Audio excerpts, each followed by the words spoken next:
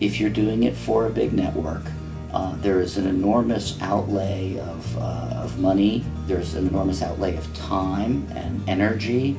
There are marketing departments and social media departments and production departments and script development departments, all of which are under the company's roof that are activated by your idea. And that can be very exciting. I've stood on sets and remembered exactly where I was when I was writing the scene, and then I'm looking around and seeing dozens of trucks and 200 people or 300 people busily working in an incredibly production designed location, and I think, wow, I was just sitting alone in a room when I wrote this particular scene. On the other hand, one of the great things about all the new technology out there is some person made a film that went into Sundance this year on an iPhone 6.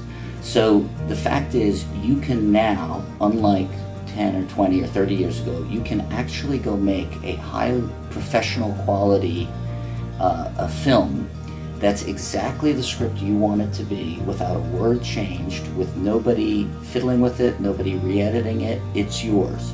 And you can do that actually for a very low cost, and if you're clever enough, you can make it pretty darn good. I recommend that anybody with an iPhone or a smartphone shoot their own script, get editing software to be able to edit what you're doing, because nothing makes you better as a writer than seeing actors actually speak your words and realizing how much we all tend to overwrite when we're writing, because once you see people actually performing it, you realize that very, very spare dialogue is usually the key, and you get to visualize how your words on a page will look when an actor actually speaks them. I found that in the early part of my writing career, I could visualize the words on the page, but I couldn't visualize the page as a filmed scene. I couldn't actually get it into my head what it was going to look like until stuff that I wrote started to get shot and I started to be able to observe actors performing it.